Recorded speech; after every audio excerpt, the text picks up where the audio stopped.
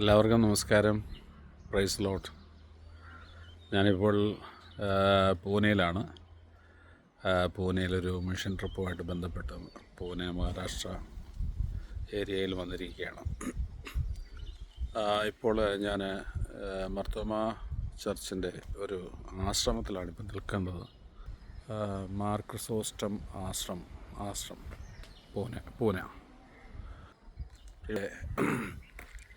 സൗന്ദര്യം ഒന്ന് കാണിക്കാൻ വേണ്ടിയാണ് നിങ്ങളെ. ഇതിൻ്റെ പിന്നിൽ വലിയൊരു ഡാമുണ്ട്. കാംഷെട്ട് എന്നായി സ്ഥലത്തിൻ്റെ പേര്. കാംഷെട്ട് കൊൽവാടി. വളരെ വർഷങ്ങൾക്ക് മുമ്പ് റവറൻ ഡോക്ടർ ഗീവർഗീസ് മാർ തിയോഡോഷ്യസ് തിരുമേനിയാണ് ഇതിൻ്റെ ഫൗണ്ടേഷൻ സ്റ്റോൺ ഇട്ടത്. 2017 ബിൽഡിങ്ങിൻ്റെ. പക്ഷേ ഈ പ്രോപ്പർട്ടി അതിന് മുമ്പേ വളരെ വിലക്കുറവിൽ അവർക്ക് കിട്ടി. 16 ഏക്കർ ഉള്ള ഒരു സ്ഥലമാണ്. ഇതിൻ്റെ ചുറ്റുവട്ടങ്ങളാണ് വളരെ ബ്യൂട്ടിഫുൾ. പർവ്വതങ്ങൾ, വലിയ മലയാണ് 4 സൈഡും. അതിനിടയിലൊരു ഡാമുണ്ട്. ആ ഡാമും മലകളും എല്ലാം കൂടെ ചേർന്ന് നിൽക്കുന്നൊരു സ്ഥലമാണ്. ഒരു നദി ഇവിടെ ഒഴുകുന്നുണ്ട്. വളരെ മനോഹരമാണ്. അതുകൊണ്ട് ദൂരെ നിന്ന് കാണാൻ പറ്റും. പണ്ട് വനപ്രദേശമായിരുന്നു ഈ സ്ഥലം. പക്ഷേ അതെല്ലാം വെട്ടിത്തെളിച്ചിപ്പം മനോഹരമാക്കി. മർത്തോമ സഭയുടെ തന്നെ ഒരു സ്കൂളുണ്ട് ഇവിടെ, ആശ്രമമുണ്ട്. ഇവിടെ അച്ഛനെ ഞാൻ പരിചയപ്പെട്ടു. വളരെ നല്ല ഒരച്ഛനാണ്. എല്ലാവരുമായിട്ട് കോപ്പറേറ്റ് ചെയ്യുന്ന നല്ലൊരു മനുഷ്യൻ. അപ്പോൾ ഈ പ്രദേശം വന്ന് നമുക്ക് ഓമ നിൽക്കുന്നുണ്ട്. നമ്മുടെ നാട്ടിലെ എല്ലാ വിളകളും ഇവിടെ അവർ വെച്ച് പിടിപ്പിച്ചിട്ടുണ്ട്.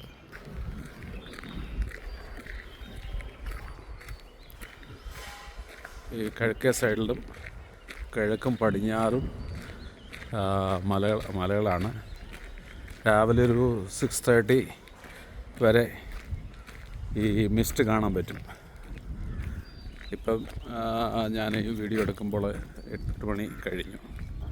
അപ്പോൾ നല്ല സൂര്യപ്രകാശമൊക്കെ വന്നു തുടങ്ങി. അപ്പം ഈ മലകളിലൊക്കെ നല്ല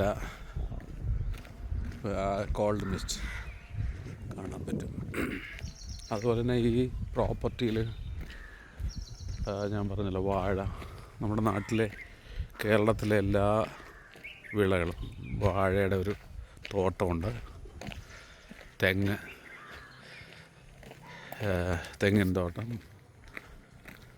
പ്ലാവ് കണ്ടോ, പ്ലാവ് നിറച്ച് ചക്കയാണ്. മഹാരാഷ്ട്രയിലാണെന്ന് ഓർത്തോണം.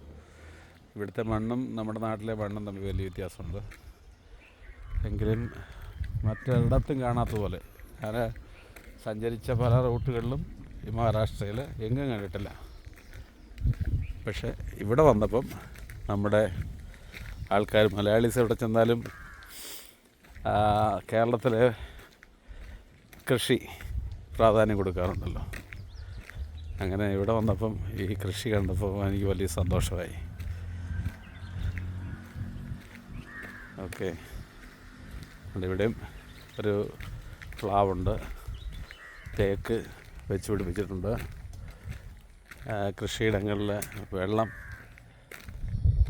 ഇറിഗേറ്റ് ചെയ്തിട്ടുണ്ട്.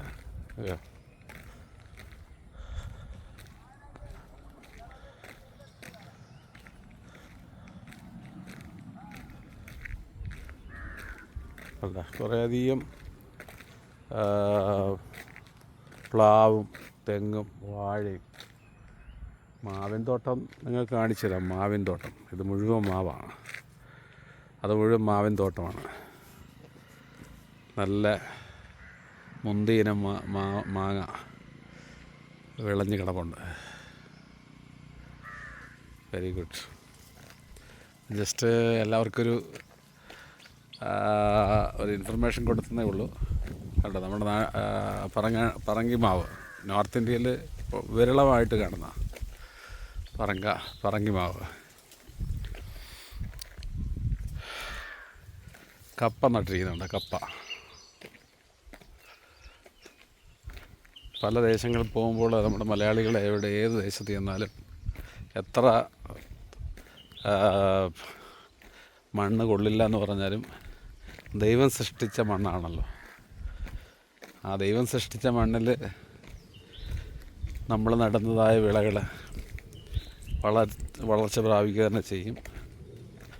അങ്ങനെ ഈ ഭൂമിയിലും കാലുകുത്തി ഈ ദേശത്തെ അനുഗ്രഹിക്കുവാനും പ്രാർത്ഥിക്കുവാനും ഈ ദേശത്തിന് വേണ്ടി ഇടിവിൽ നിൽക്കുവാനും ദൈവം എന്നെയും ഉപയോഗിക്കുന്നു. ദൈവം സഹായിക്കട്ടെ. ആരെങ്കിലും എന്നെ കേൾക്കുന്നവരുണ്ടെങ്കിൽ കൊയ്ത്ത് വളരെയുണ്ട്, വേലക്കാർ ചുരുക്കമാണ്. വിളഭൂമി എന്നതുപോലെ വിളഞ്ഞു കിടക്കുന്ന ആ ഭൂമി നെൽക്കതിർ വിളഞ്ഞ് പഴുത്ത് അത് കൊയ്യാൻ പാകത്തിൽ കിടക്കുന്ന പോലെ ആത്മാക്കൾ ഭൂമിയിൽ എല്ലായിടത്തും പരന്ന് കിടക്കുന്നു. ദൈവത്തിൻ്റെ രാജ്യം മറ്റുള്ളവർക്ക് കഷ്ടം അനുഭവിക്കുന്ന ആയിരക്കണക്കിന് ലക്ഷക്കണക്കിന് ആൾക്കാർ നമ്മുടെ സമൂഹത്തിലുണ്ട്. ദുർമന്ത്രവാദം നിമിത്തം, അനാചാരങ്ങൾ നിമിത്തം, വീട്ടിലുള്ള കുടുംബ പ്രശ്നങ്ങൾ നിമിത്തം.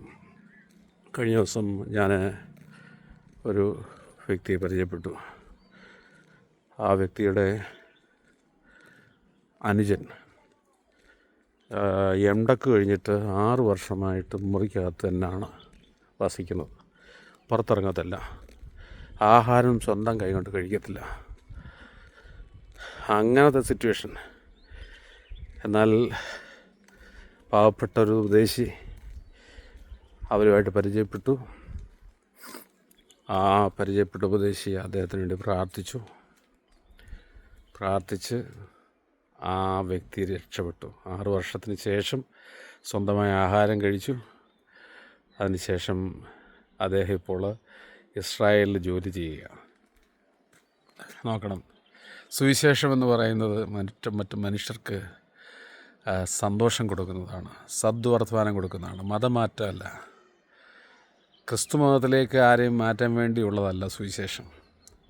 സുവിശേഷം എന്ന് പറയുന്നത് ഇരുട്ടിൽ കിടക്കുന്ന ജനത്തിന്, നശിച്ച് കിടക്കുന്ന ജനത്തിന്, ആർക്കും വേണ്ടാത്ത ജനത്തിന്, നഷ്ടപ്പെട്ട് കിടക്കുന്ന ജനത്തിന്, എല്ലാം അസ്തമിച്ചു എന്ന് ചിന്തിക്കുന്ന ജനത്തിന് കൊടുക്കുന്ന സന്തോഷമാണ് സുവിശേഷം. ആ വ്യക്തി രക്ഷപ്പെട്ടതോടുകൂടി അദ്ദേഹത്തിൻ്റെ ജ്യേഷ്ഠൻ്റെ വൈഫ് ക്യാൻസർ മുഖേന മരിച്ചുപോയി. ആ ജ്യേഷ്ഠനും വളരെ പ്രയാസഘട്ടത്തിലായിരുന്നു. തിരുപ്പതിയിലാണ് അവർ താമസിക്കുന്നത്. പ്രയാസഘട്ടത്തിലായിരുന്നു. എന്നാൽ ഇന്നലത്തെ ശുശ്രൂഷയിൽ ദൈവം അദ്ദേഹത്തെ വെടിവെച്ചു. ഭയങ്കര മാറ്റം. അപ്പോൾ ഇതുപോലെ ആർക്കും വേണ്ടാത്തവരെ, നഷ്ടപ്പെട്ട് കിടക്കുന്നവരെ, കാണാതെ പോയ ആടുകൾ തേടി വന്ന ഏക രക്ഷകനാണ് യേശുക്രിസ്തു. കാണാതെ പോയ ആൾ. ഭൂമിയിലുള്ള സകല മനുഷ്യരും ദൈവത്തിൻ്റെ സ്വന്തം വകയാണ്. നഷ്ടപ്പെട്ടു പോയ ആ ജനത്തെ ദൈവത്തിങ്കിലേക്ക് കൊണ്ടുവരിക. ഈ ഭൂമിയിൽ മാത്രമല്ല, വരുവാനുള്ള ഭൂമിയിൽ നിത്യജീവൻ കൊടുക്കുന്നതാണ് ക്രിസ്തുവിൻ്റെ സന്ദേശം.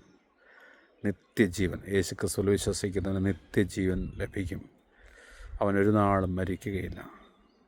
പ്രിയമുള്ളവരെ, ലക്ഷക്കണക്കിന് ആത്മാക്കൾ കൊയ്യാൻ പാകമായിട്ട് ഈ വിളഭൂമിയിലെല്ലാം നിൽക്കുന്നുണ്ട്. നമുക്കവർക്ക് വേണ്ടി പ്രാർത്ഥിക്കാം. നശിച്ചു കിടക്കുന്ന ആൾക്കാർ രക്ഷപ്പെടട്ടെ.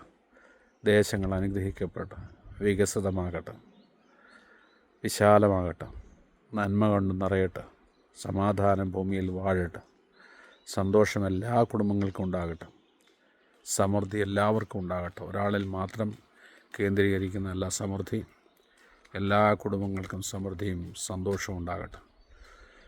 സൗഖ്യങ്ങളുണ്ടാകട്ടെ. അത്ഭുതങ്ങളും അടയാളങ്ങളും വീര്യപ്രവൃത്തികളും നമ്മുടെ ജീവിതത്തിൽ നടക്കട്ടെ.